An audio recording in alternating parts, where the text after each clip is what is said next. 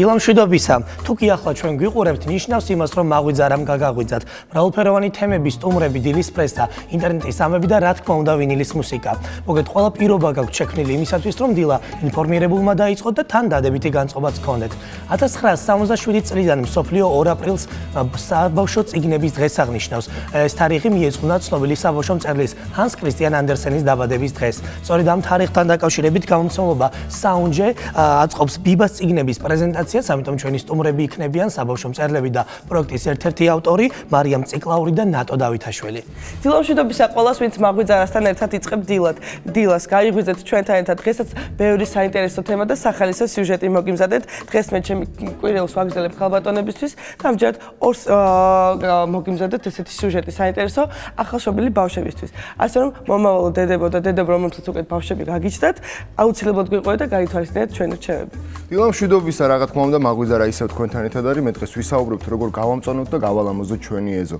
ასევე სიუჟეტში ნახავთ, რა ტიპის ყვავილები და დეკორატიული მცენარეებით შეგვიძლია გავაფორმოთ, ამიტომ დარჩით ჩვენთან, საინტერესო 3 საათი გელოდებათ. მეც მოგესალმებით მაგვიზარა სტუდიიდან. დარჩით 11 საათამდე ჩვენთან ერთად და გაიხალისეთ დილამ. დღეს ტოპ სერვისში ტუჩ საცხზე მოგიყვებით. გაიგებთ, რისგან მზადდება იგი და როგორ უნდა შეარჩიოთ თქვენთვის შესაფერისი ტუჩ საცხი. ამ კოსმეტიკურ საშუალებაზე სიუჟეტს ზუსტად 1 საათში ნახავთ. გადაცემის მესამე ნაწილში კი მაღვიძარას მუსიკოსები თამრიკო მეჭიაური და ხვიჩა მაღლაკელიძე ესტუმრებიან.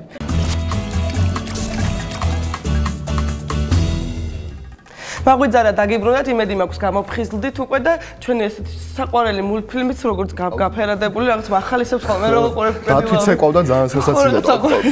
მაღვიძარა 11 საათამდე თქვენთვის იმუშავებს, ასე რომ გვიყურეთ გადაცემის ბოლომდე. და მანიკა, დღეს 2 აპრილია, სხვათა შორის შეგიძლია შულს უყიდო წიგნი, იმიტომ რომ დღეს საბავშვო წიგნების საერთაშორისო დღეა. მე დახევ ჩემი შვილი ამ წიგნს სტუმრებთან დაკავშირებით გვეყოლებიან მარიამ ციკლაური და ნატო დავითაშვილი, რომლებიც საბავშვო მწერლები გახლავთ. ჩემს სიუჟეტში კი დღეს ნახავთ, თუ როგორი დეკორატიული ყვავილები და მცენარეები შეგვიძლია გავაფორმოთ ჩვენი ეზო. ბევრს აგარაკი გვაქვს, ან თუნდაც სოფელში პატარა ეზო, ზოგს კერძო სახლი აქვს თბილისში, მაგრამ აი მოულელი აქვს და დასალაგებელი აქვს, ასე ვთქვათ, ეზო. აი როგორ გავაფორმოთ დეკორატიულად ამას სიუჟეტში ნახავთ, შემდეგ კი შემოგვიერთება დეკორატორი, ბოტანიკოსი გრიგოლ დეისაძე.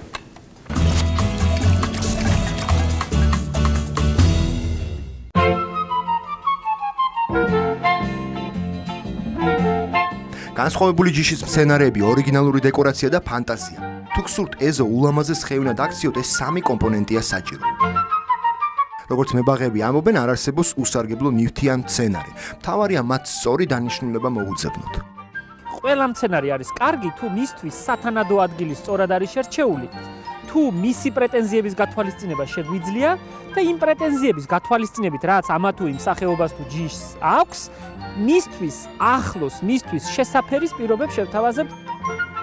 ექსტერიერის შექმნისათვის უპირველესად ხეები ან დეკორატიული ბუჩქები უნდა შევარჩიოთ. მებაღეების რჩევებით უმჯობესია ბაღში მარადმწვანე და მარტივად მოსავლელი მცენარეები დავდგოთ. მაგალითად, ტუია, მაჰონია და ფიტოსფორუმი. თუ ტუიის გახარება გვინდა რომ ჩვენს ეზოში ტუია ხარობდეს, მაშინ მისთვის აუცილებელია კარგად დრენაჟირებადი ნიადაგი, სადაც წყალი არ დგება, ანუ ქვიშიანი ნიადაგი უნდა გქონდეს და განათებული, ძალიან განათებული მშრალი ადგილი სჭირდება. თუნდაც მაჰონიები ეხლა გაზაფხულისთვის უკეთესი ბუჩქი არ წარმომიდგენია. მარტი-აპრილის თვეში უკვე ყვავის ძალიან ლამაზად მარადმწვანე ბუჩქია და ვისაც აქვს მყუდრო ადგილი, ქარისგან დაცული ადგილი, უკეთესი მცენარე არ წარმომიდგენია. თუ ჩრდილიანი ეზო გვექნება და სხვა რამისთვის შეუძლებელია ჩრდილში სხვა რამის შერჩევა ჩრდილიანი ბაღისთვის, აი ფიტოსფორუმი შესანიშნავად იგრძნობს თავს ჩრდილში.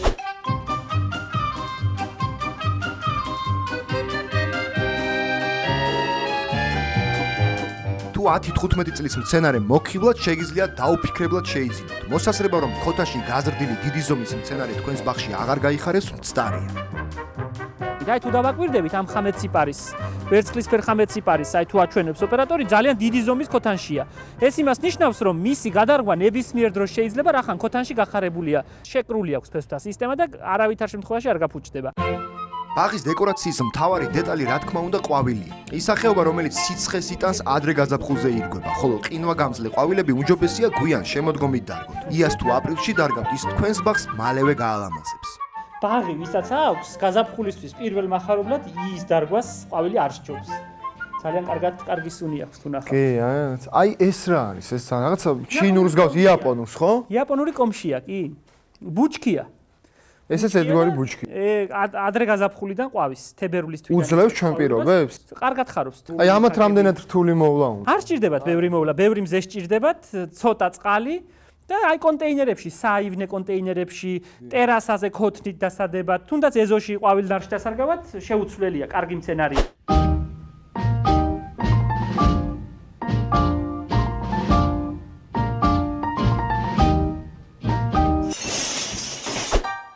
ბაღებისა და სკვერების დეკორაციისათვის ძირითადად მრავალწლოვან მცენარეებს იყენებენ, რადგან ისინი ზრდა განვითარებას დაყვავილების შემდეგაც განაგრძობენ. მაშ ასე გაზაფხულის დადგომასთან ერთად თქვენს ბაღში ის ჯუჯა მიხაკების, იაპონური კომშის ან როზმარის დარგვა შეგიძლიათ. თავარია ყვავილს ფხვიერი ნიადაგი ჰქონდეთ. არ დაგავიწყდეთ, რომ მათთვის აუცილებელია მზის სინათლე და წყალი.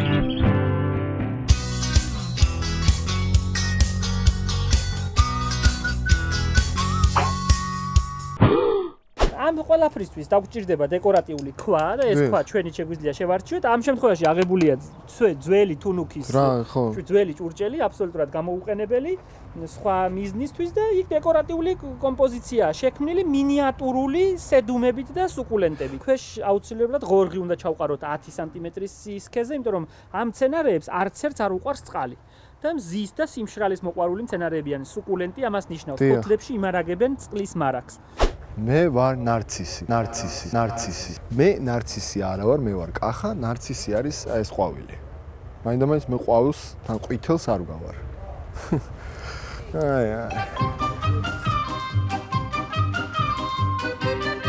თუ თქვენ ყავთ ძაღლი, აი ესეთი აუწყეთ ესეთი ძაღლის ბუნაგი, შეგვიძლია ზემოდან აი ესეთი სედუმებით გავაფორმოთ.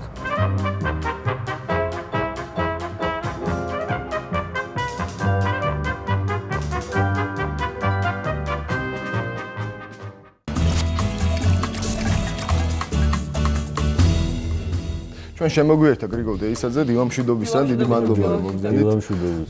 ბევრი საინტერესო ყვავილი და დეკორატიული მცენარე ვნახეთ და მართლა შეიძლება რომ აი ესე როცა არ აქვს პრაქტიკა, ჩვენით მართლა ავიღოთ, დავთესოთ და მოუვაროთ. რამდენად შესაძლებელია? თავისუფლად შესაძლებელია, რაღაც ადამიანს საერთოდ. სწავლა ყოველთვის შეუძლია, მით უმეტეს მცენარის გახარება არ არის პრობლემა. დათესვაც შეიძლება, გამზადებული ენერგიის ყიდვაც შეიძლება, ჩითილის ყიდვა და იქიდან გამოყვანა. თავარია სპეციალისტების რჩევები გავითვალისწინებთ. თავარი ალბათ ინტერესია თუ რა ინფორმაციის მოძიება და მოვლის ტექნოლოგიის და აგროტექნიკის გაგება არ არის რთული, მით უმეტეს ჩვენ იმაში ინფორმაციულ საუკუნეში. თავარი არის ალბათ мотиваცია, სურვილი და მეტი მონდომება. და აი როგორ ფიქრობთ, აი ხა გაზაფხულია და ეხა პერიოდია და რომელი ყვავილებს გვირჩევთ ან დეკორაციულ მცენარებს, აი უფრო ისეთი რო იყოს, რომ ხშირად ვერ ჩავდივართ, აი მაგალითად დაგარაგზე არ გვიწევს ხშირად ჩასვლა. აი ნაკლები დრო რო ჭირდება რა, და ადვილია მოსავლელად. ნუ ალბათ უფრო მრავალწლოვანი ბალახოვანი მცენარეები შეიძლება. საერთოდ მცენარეები იყო ერთწლოვანი, მრავალწლოვანი ბალახოვანი მცენარეები, ორწლოვანებიც არსებობს, იგივე ბალკონები და ტუბერიანები. და არის კიდე მერქნიანი მცენარეები, ბუჩქები, ხეები, ლიანები. მრავალწლოვანი მცენარე თავისთავად მეტყველებს, რომ ერთხელ რომ გაახარებ, ყოველწლიურად გარკვეულ პერიოდს განმავლობაში საშუალოდ 20-30 წელი ხარობს და მას დიდი მოვლა არ ჭირდება. ერთწლოვანები მოვლის თვალსაზრისით არც ისინი გამოირჩევენ დიდი მოვლის პრინციპებით, ხო? ნუ ერთწლოვანის პრინციპი ის არის, რომ როდესაც დაირღვევა ეს ხანგრძლივად ყვავილობს და ახალისებს ძირითადი სტრუქტურა ბაღის და დეკორატიულ გარემოში იქნება ალბათ მრავალწლოვანი მცენარეები. ერთწლოვანებს შეაქვს უფრო ფერები და ყვავილობის ეფექტი შეაქვს. ბატონო გრიგოლ, კიდე მე ვიცი რომ ბევრი ყვავილი და მცენარის გვერდიგვერდ დათესვა არ შეიძლება, შეიძლება ხელი შეუშალონ ერთმანეთს, ესეც ალბათ უნდა გავითვალისწინოთ, ხო? და უფრო აი ცნობილ ესე ვთქვათ, პოპულარულ ყვავილებს და მცენარეებს, რომლებზეც ვრცელდება ეს, რომ არ შეიძლება სიტყვაზე გვერდიგვერდ შეიძლება ერთმანეთს ხელი შეუშალონ.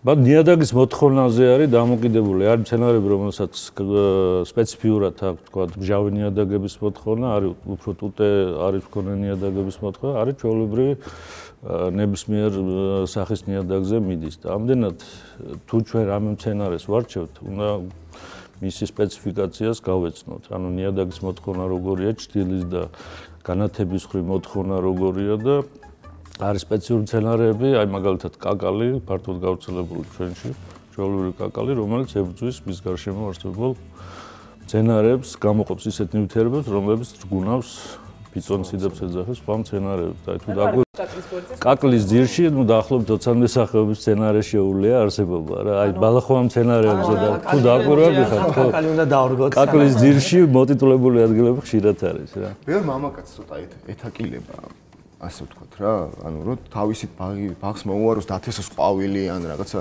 დეკორატიული მცენარე და მე ვფიქრობ ძალიან სასიამოვნო პროცესია. თუნდაც მეუღლესთან ერთად შენი დიზაინით, შენი გემოვნებით გააფორმო შენივე ბაღი და საერთოდ მებაღებიც ამბობენ რომ შენს გუნება განწყობაზე ძალიან მოქმედებს ესე თუ ის მცენარე და დამეთანხმებით ალბათ. ეს ბაღის შექმნა ისევე როგორც ნებისმიერი შემოქმედების პროცესი ძალიან საინტერესოა. ანვითარებს ადამიანს მის რაუცულებთ მდგომარეობას მოქმედებს და ეს არის ძალიან სასიამოვნო პროცესი არის და საერთოდ ბაღის და ნებისმიერ ეგეთ დეკორატიულ კუთხის შექმნა ხდება წინასწარი გააზრებით ან რაღაც სქემის შემუშავებით. აქ მარტო ტექნოლოგია და მოთხოვნები და მცენარების ის არ არის. აი შემოქმედების პროცესი როგორც ხატვარი ხატავს ნახატს, აი ეგეთი ის არის და წინასწარ ჯობია გავისაზროთ, დავგეგმოთ ზოგადად, რას ვაპირებთ, რისი გაკეთება გვინდა და შემდეგ უკვე შეიძლება კონკრეტულად აი სქემის შემუშავება და თვითონ აი დარგვის და შერჩევის და სხვა მცენარის გაცნობის პროცესში ახალი იდეები გაჩნდება და ახალი ისინი მცენარეების შერჩევა შეიძლება თვითონ. აი სახლის პირობებში რომელი ყვავილი შეიძლება რომელიც ნაკლებად ითხოვს მზეზე ყოფნას, მოვლას. არის ყვავილები რომელსაც ჭრილი უყვარს. ეს არის აი მაგალითად კაქტუსი არც მარტივია კაქტუსი სხვადასხვა კაქტუსი ჭირდება, ესე იგი მზე ყველაზე უფრო ჭირდება უდაბნო მცენარეები არის, ისიც სუკულენტი არის. და მორწყვა კი, აი მორწყვა სხვა შორის აი გასთვალისწინებელია რომ რატომღაც გონიათ რომ რაც ფეც მოწყავენ მით უკეთესია მცენარისთვის და პირიქით ისეთ მიკროფლორას არ ვითარებს ზედმეტანიანობა და მიწის და ნიადაგის მუდმივი ტენიანობა უფრო ცუდ პროცესებს არ ვითარებს და გუნავს მცენარის იმას განვითარებას. ამისათვის კაქტუსი ძალიან ხშირად ხდება ხოლმე აი მონიტორებთან, ტელევიზორთან, აი რაღაცა ერთ-ერთი რაღაც გავრცელებული ისეთი ლეგენდები არის, პოპულარული ლეგენდები, რავის მე ძალიან ეჭვმეპარება რომ რამე ეგეთი არსებობს. ცუდ ენერგიას იღებს ტელევიზორიდან. ცოცავი მცენარეები აფუჭებს კედელს, ეს რამდენად სიმართლეა. ცოცავი მცენარეები კედლის ბათქას შეიძლება გააფუჭოს და საღებავენ. თავისთავად ხო, არა მგონია, არა.